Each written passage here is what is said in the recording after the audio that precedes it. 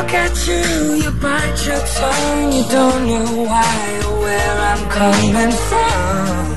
Di zaman serba egosentris seperti sekarang ini nampaknya menjadi sebuah kelangkaan bila melihat atau menemukan masih ada orang yang mau berbagi dengan sesama. Terlebih bila orang tersebut sukarela menghabiskan hampir seluruh harta dan hidupnya demi orang lain yang bukan dari kalangan keluarga sendiri. Seperti orang-orang berikut yang dirangkum dalam 7 Manusia Berhati Mulia versi On The Spot.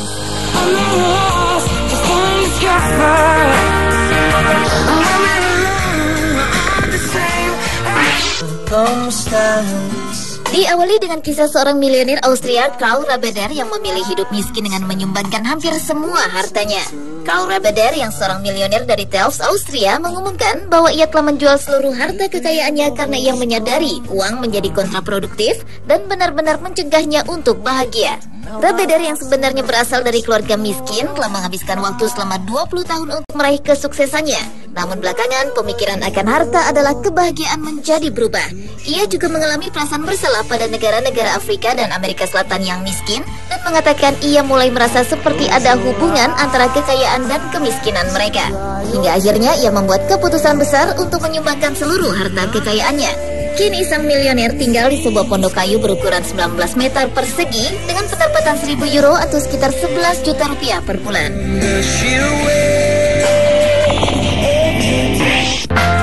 Manusia berhati mulia selanjutnya adalah Presiden Iran Mahmoud Ahmadinejad. Sejak terpilih sebagai Presiden Iran ke-6 pada tahun 2005 lalu, ia tetap menjadi sosok yang sederhana. Seperti saat pertama kali ia menduduki kantor kepresidenan, ia menyumbangkan seluruh karpet istana Iran yang sangat tinggi nilainya itu kepada masjid-masjid di Teheran dan menggantikannya dengan karpet biasa yang mudah dibersihkan. Ia memerintahkan untuk menutup ruang besar untuk menerima dan menghormati tamu VIP dan menggantinya dengan ruangan biasa dengan 2 kursi kayu nan sederhana namun tetap terlihat impresif. Ia pun menjadi sosok yang low profile yang tak sungkan bercengkrama dengan petugas kebersihan di sekitar rumah dan kantor kepresidenannya. Ia juga menekankan para menterinya untuk tetap hidup sederhana dan jauh dari korupsi. Selama jabatannya sebagai presiden, ia hanya memiliki kekayaan sebuah mobil Peugeot 504 tahun 1977 dan sebuah rumah sederhana warisan ayahnya 40 tahun yang lalu di sebuah daerah kumuh di Teheran yang hingga kini masih ia tempati. Bahkan rekening banknya bersaldo minimum dan satu-satunya uang yang masuk adalah uang gaji bulanannya. Bahkan ia tidak mengambil gajinya dengan alasan bahwa semua kesejahteraan adalah milik negara dan ia bertugas untuk menjaganya.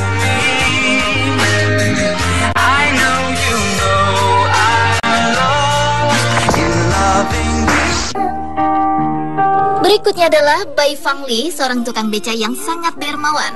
Bai Fangli telah menjalani separuh hidupnya sebagai tukang beca di Tianjin, China. Dengan penghasilan pas-pasan, ia hampir tak pernah beli makanan karena makanan bisa ia dapatkan dengan cara memulung. Begitupun pakaiannya, ia lebih memilih menggunakan uang hasil jerih payahnya untuk menyumbang yayasan yatim piatu yang mengasuh 300-an anak tak mampu. Pada tahun 2001, di usianya yang mencapai 91 tahun, ia datang ke yayasan itu dengan ringkih. Ia bilang pada pengurus yayasan kalau ia sudah tak sanggup lagi mengayuh beca karena kesehatannya memburuk. Saat itu ia membawa sumbangan terakhir sebanyak 500 yuan atau setara dengan 675.000 rupiah. Dengan uang sumbangan terakhir itu, total ia telah menyumbang sebanyak 350.000 yuan atau setara dengan 472,5 juta rupiah. Pada tahun 2005, Bai Fangli pun meninggal setelah terserang sakit kanker paru-paru.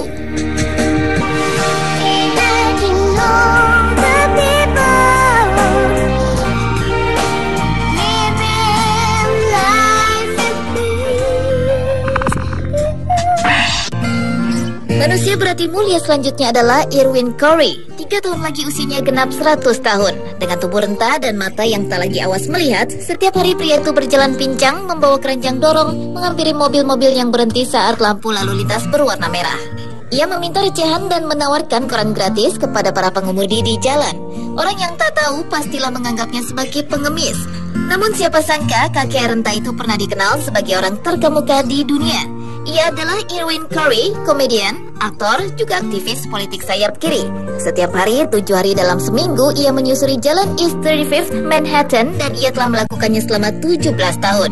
Tentu saja Corey yang sekian lama malang melintang berkarir di Broadway, televisi, teater, dan klub komedi ini tak membutuhkan uang apalagi recehan yang ia kumpulkan. Bahkan ia sama sekali bukan tunawisma seperti penampilannya yang berantakan dan kumuh. Ia punya apartemen di kawasan elit New York senilai 31 miliar rupiah.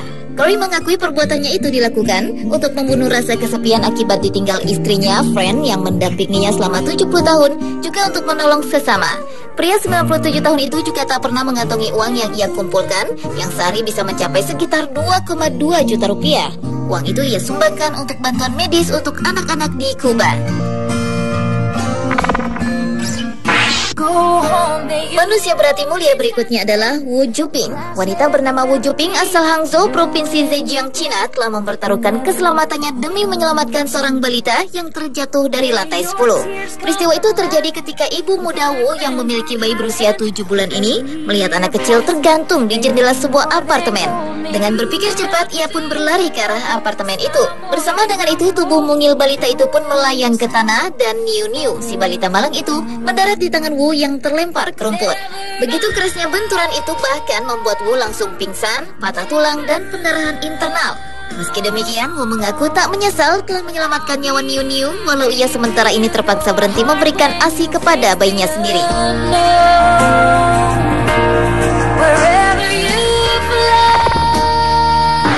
Chen Xianmei, seorang wanita pemulung yang pernah menolong bocah 2 tahun bernama Yue Yue, korban tabrakan mobil di kota Foshan Selatan, Provinsi Guangdong, Cina pada Oktober 2011 lalu.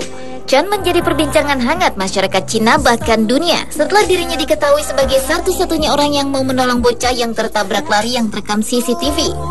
Ia terpilih sebagai teladan nasional melalui jajak pendapat online yang diselenggarakan Xinhua. Sosok sederhana yang juga bekerja sebagai koki paruh waktu tersebut menjadi sorotan media setelah dengan spontan mengangkat dan menggendong Yue Yue yang tergeletak tidak berdaya setelah ditabrak 2 kendaraan niaga. Meski balita malang itu akhirnya meninggal setelah sempat mendapat perawatan intensif. Dan manusia berhati mulia yang terakhir adalah Bill Gates, sang miliarder dunia yang menyumbangkan dana sebesar 6 triliun untuk rakyat miskin. Pada akhir Januari 2012, dengan menggunakan instrumen penggalangan dana baru lewat promissory notes, pasangan terkaya di dunia Bill and Melinda Gates akan menyumbangkan dana sebesar 750 juta dolar Amerika atau sekitar 6,75 triliun rupiah untuk pemberantasan AIDS, TBC, dan malaria di seluruh dunia. Sumbangan yang diberikan Bill Gates ini bukanlah yang pertama kali, karena Gates Foundation juga telah sering memberikan bantuan hingga sebesar 650 juta dolar Amerika sejak Global Fund diluncurkan pada 10 tahun lalu. Dan sejak tahun 2002, instrumen Global Fund telah membiayai sejumlah program inovatif di 150 negara dengan tingkat penyebaran penyakit yang tinggi, serta telah menyelamatkan lebih dari 100.000 orang setiap bulannya. I can't forget